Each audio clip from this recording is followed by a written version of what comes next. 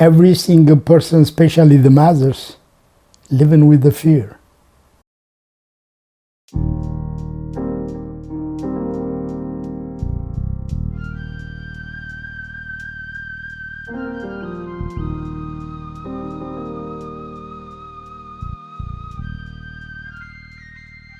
My name is Solomon Dibabe Bayana. Solomon is a known name like son of David. So I don't have wisdom, but my dad, he gave me this name. I born in Ethiopia. I grown up the city of Addis Ababa till I was 21. My name is a guy, Tola Badani. My last name is Badani. My name it means a gift from God. I grew up in Addis Ababa, it's the capital of Ethiopia. And the people, the culture makes it beautiful to live because everybody is welcome. Alula Alemayo Tasema. I got that name by the first general, African general, who fought for independence of Ethiopia or Tigray, let's say, back in the Second World War.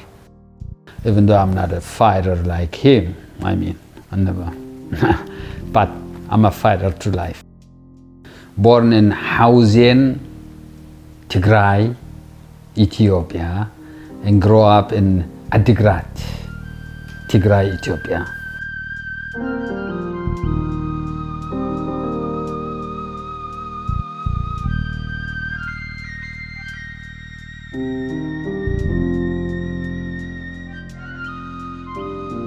That's a very strong culture, and you cannot get it anywhere. The only place I get it at is back home.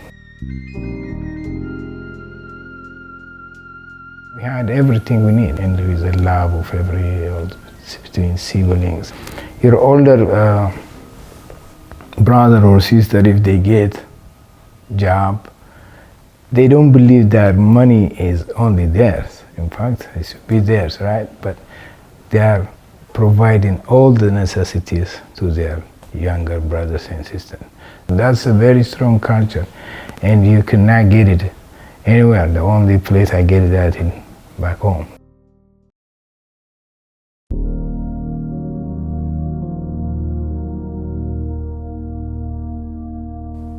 In our country, the 70s, it was a famine in Ethiopia.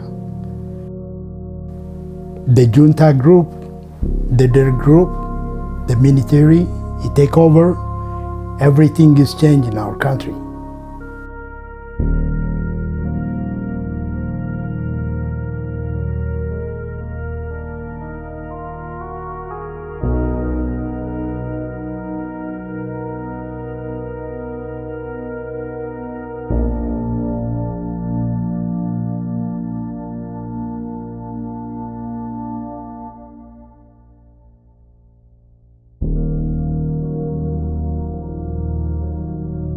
In 1974, when they changed it, the Ethiopian government, the previous one, he allied with the European and Americans.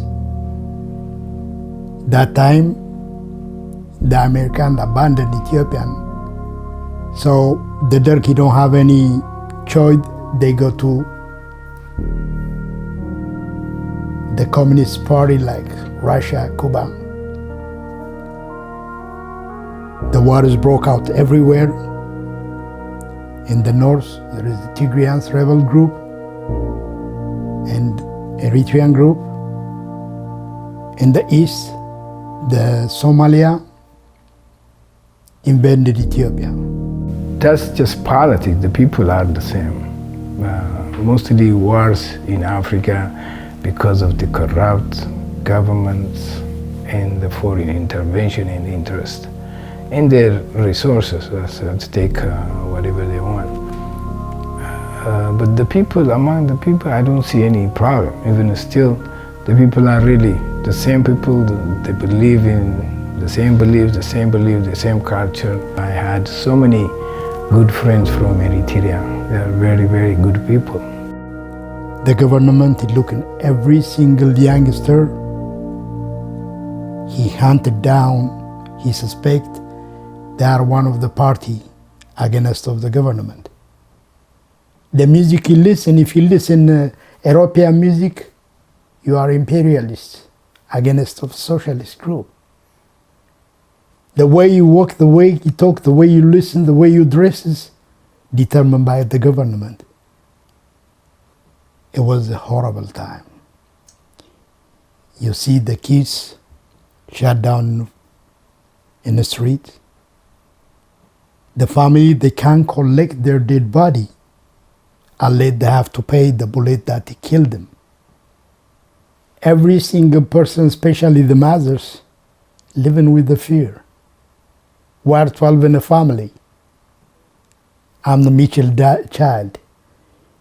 Every time the kids go out to school, a mom, she was outside crying. She expected. She hears something to die. Your son is arrested. Your son is killed. You see the younger kid. On the street, they dying. By bullet, nobody takes them. The dogs around them, they lick their blood. You don't take that. They put them in a paper, red terror. They put them in the top. It is, I don't know what is bad. It is, that generation is traumatized by the thing we see.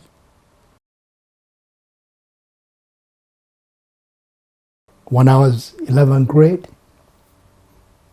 they take us, all the group of village, all the youngsters, they put us in the prison about 4 months. We're a kid. I graduated in 1980. 79, taking us about 3-4 months. Most of them, unlucky one, older than ours. Most of them, they don't know where they are. They disappear. They take them at the night. They shoot them somewhere. The mother, they don't know. The family, they don't know. It is hard. But all that thing is, I don't have any future to live in my country. I love my country, don't make me wrong. Still I do. That's my blood. That's my country.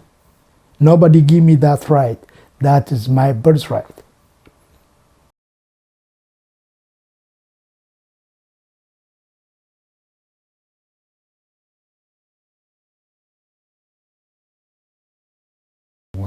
When you get an adult, so 34 years ago, I knew that I have to move my city, because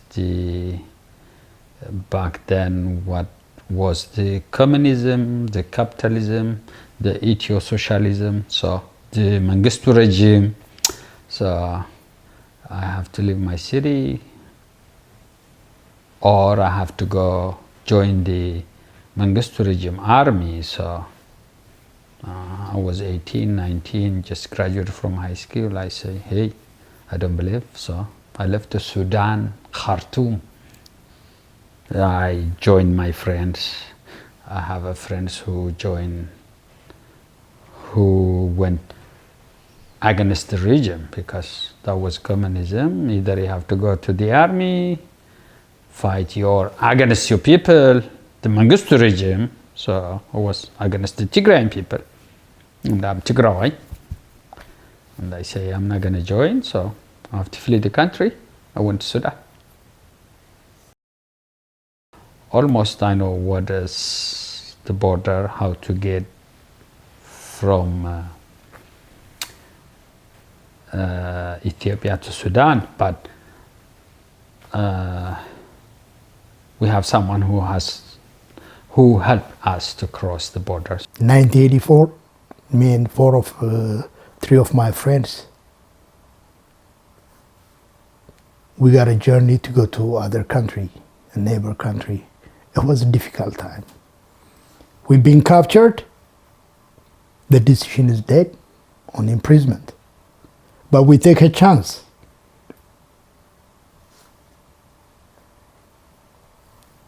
"13 days and the nights,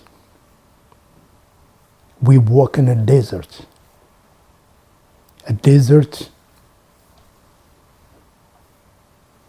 you don't see nothing, only sand. Hot. Around that area, the weather, the temperature, you go about, from April to October, you go about 110, 120 degree. We are a town boys. We never walk that walk. That's a walk to hell. The wind, the silence, the heat, the tiredness, the thirst is unbearable. You will never forget it. Most kids are dying in the desert.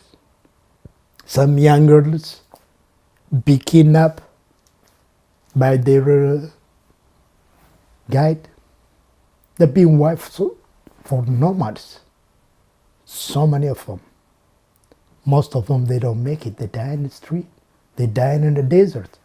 Nobody knows where they are. So many lives. So many souls. Could you feel the presence of that in the desert? I can feel it. I can feel it till now. Yeah, our older brothers, they left one day out from the country, and we know where they are. They go into the neighborhood and in the neighbor countries. Maybe it's mostly Sudan, Djibouti, Somalia. In my case, I had, we were, I think, 4, one young girl and 3 of us. So we had 15 days of foot journey. That was really terrible. Sometimes when you are young, you don't have any fear to do pretty much anything. To decide to be refugees, it's not easy thing. You left everything behind you. Your family, the place you grown up, your culture, your religion, you left behind you.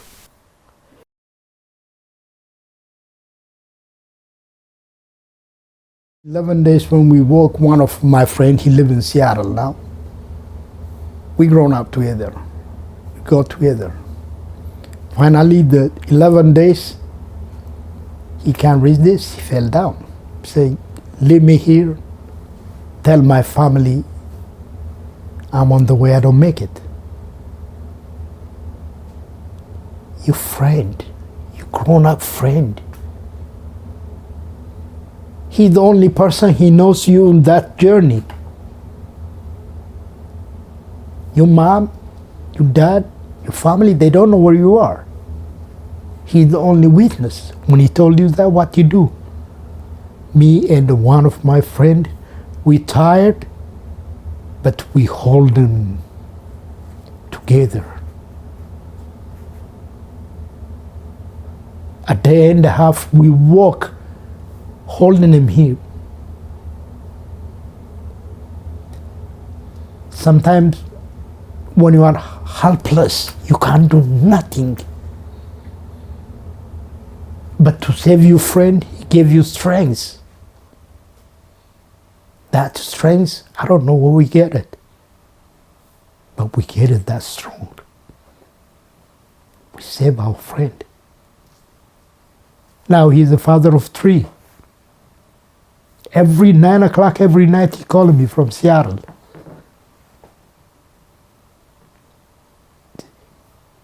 Even if we help each other in that bad time, we be the people. We create a better world. This world is big enough to accommodate all of us. It was a Dikul Ethiopian refugee camp. Mostly Ethiopians, in fact pretty much Ethiopians. Somalians, but most is a refugee center for Ethiopian refugees. Pretty much you see young people, older people, they can't make it. The food journey is really, really very tough.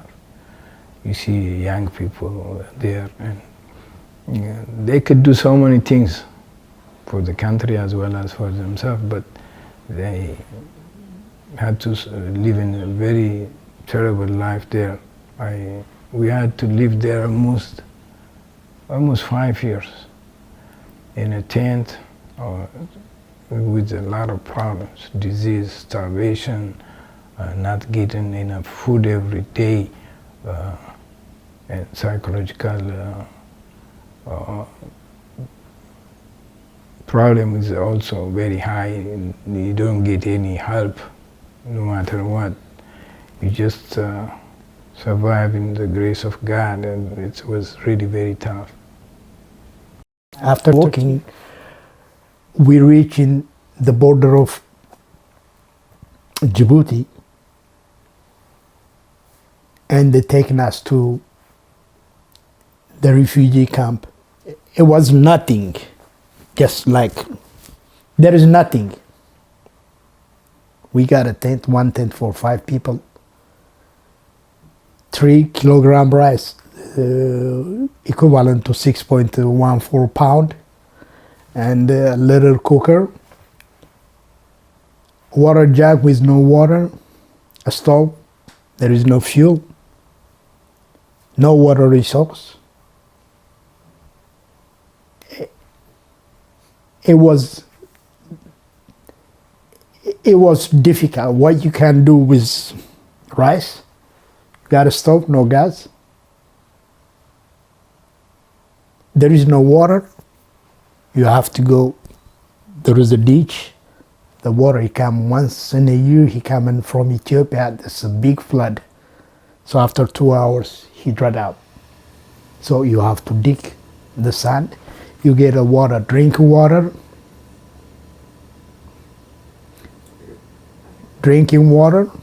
a cooking water. It is harsh weather, 110, 120 degree. There is a venomous snake. It was a scorpio. It's difficult, the community, they don't have any idea what refugee is. They think we are a beggar. We taking everything what they have. They don't have any communication with the local government. They don't tell them what refugee is. We are a victim, not a beggar. We are a victim. We are not a thief.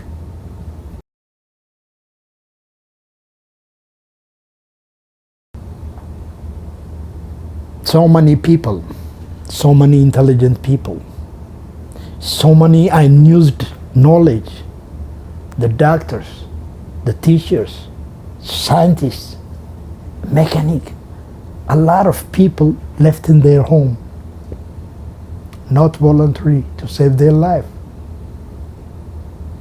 There are people, they can lead the world, they can lead their country, they can contribute their community. Those people, once upon a time, they've been managed their life. They've been somewhere useful. The local community and UNHCR, the local government, if they work together, they are helpful to the community. They can use their knowledge to adapt with their community, but they don't have any chance. We got to Djibouti, and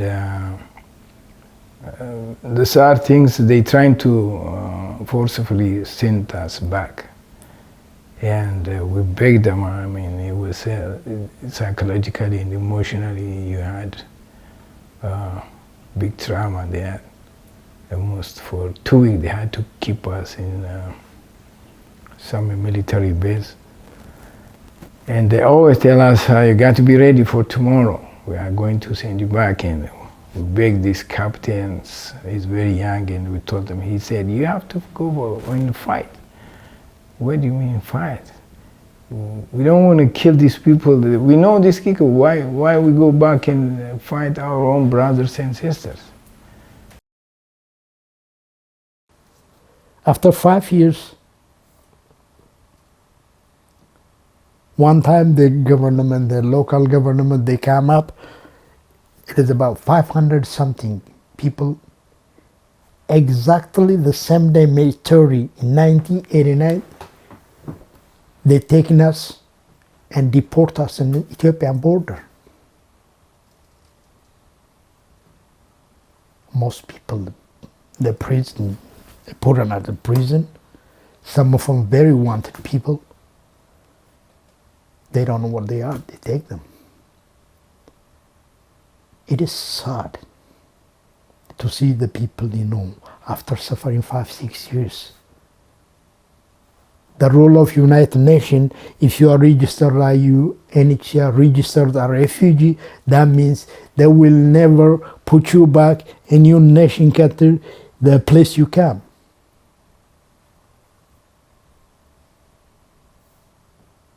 But it's corrupted.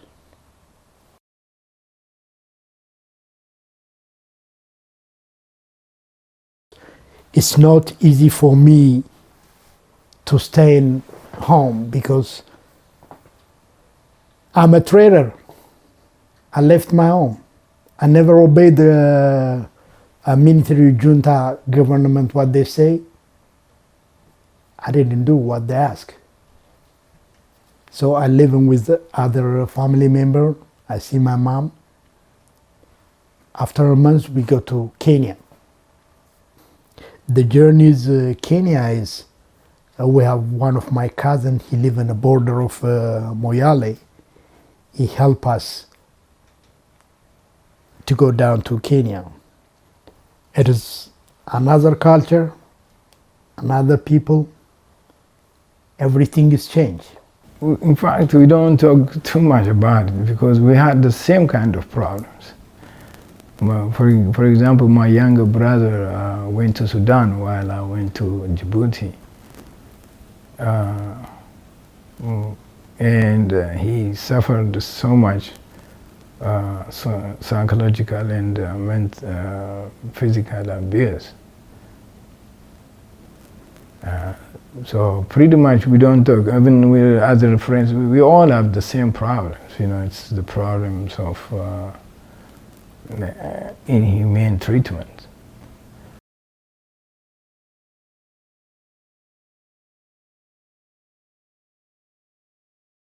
You don't know what you're gonna face when you come to America. Back then, you have to get a medical clearance. And I do have a lot of friends who couldn't make it because they were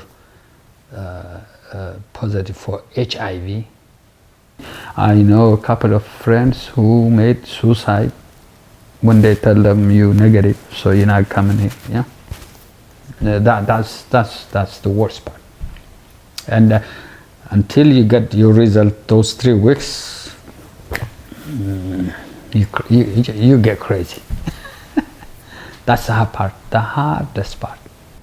So once we got to out, we were looking for a third country for permanent resettlement. So my brother came to the U.S. From Greece. He was a refugee there, and I came. Then my younger brother also came from Sudan after about 3 years after I came here. My other brother came from Italy he settled in Canada as well as with my sister. Then I had to flee from Djibouti to Kenya again. So that time I had to fly with a fake document. So, and some good people always everywhere. Then I went to U.S. Embassy, and the U.S. was taking refugees from all over to resettle to the U.S. that time. So I had to ask a visa there, and I had to go through the process. And that's why I came I got a resettlement by the US government, so I came here. You apply everywhere. I did apply before I came to America. I had a process too in Australia, but the United States came first, so we flew down here. That's my first flight, my first airplane. How was that experience? Beautiful. First airplane from Khartoum, Sudan to Egypt, Cairo. From Egypt to Rome. From Rome to New York. From New York to Portland. In 1994, I moved into South Dakota from DC. My wife now in Jerusalem, she was a friend of mine. And she came to visit South Dakota because I came in before her 2-3 months ago. So she lived in my house. So since that day, 1994, April 17, the last 28 years, we're living together. I'm blessed with the kids. I got 3 wonderful kids. I'm really blessed. People, they don't have chance to see that. All year what I struggle, all year all that hardship is paid off. The first 2-3 months, I'm scared of the police. When I came in here, I hid from the police in Washington, D.C. because I thought all the police arrest you. I got that experience, bad flashback from Kenya and Djibouti. Whenever you see the police, run. When I see the police, United States, I was scared. I hide because I thought the police all the country to do the same thing. I had a chance to work for the city of Seattle, city of Dallas. I was in Dallas. Then I moved to places, different states. I had a good experience. Then almost I've been to Seattle now 15 years. I came to the US in the early 90s. And I like the weather, I like the people here. Of course, everywhere you go, there are some problems, but I was doing good here. And I'm married and I have 3 kids. And I'm pretty much happy and living comfortably here in the US. We here, still a flashback, he come back. When I see the food is thrown here, I see how many people saved their life.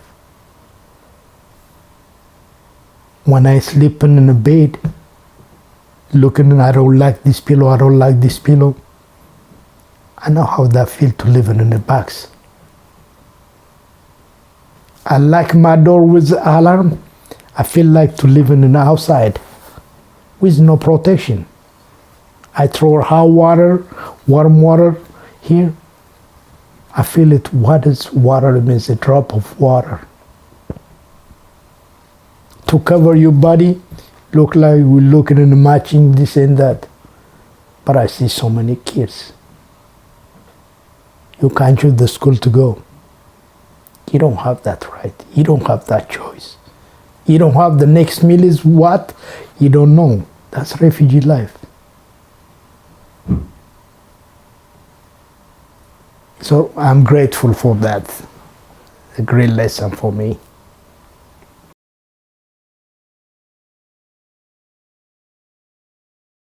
Assimilation is really tough. It's obvious you get some discriminations, your language barrier, the way you see things, your perspective about anything.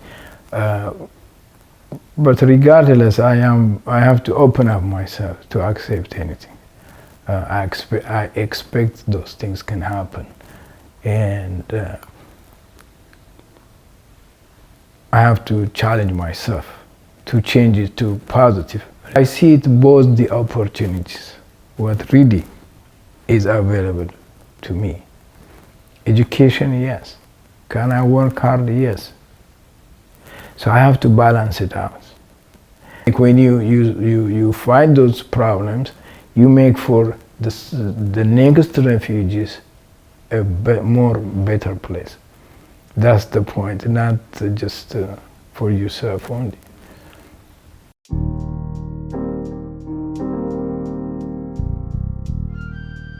I wish this wouldn't happen, so everybody stay at home at where he belongs or she belongs, or because I personally I lost a lot of friends to be a refugee. Whoever walked the border got sick in the middle, lost in the middle. But hey, good luck for them. Just get out of there. There are life somewhere else. And keep focused, and it doesn't matter what you face. Just keep what you believe in and keep moving. That's what I can say to them. I'm blessed.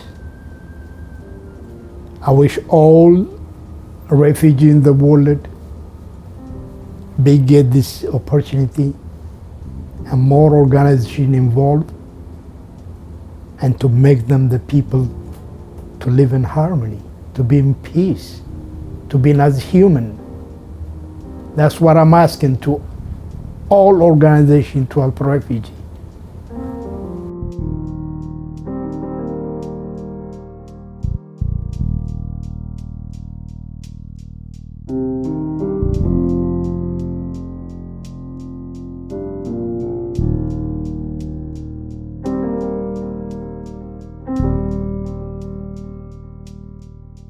you.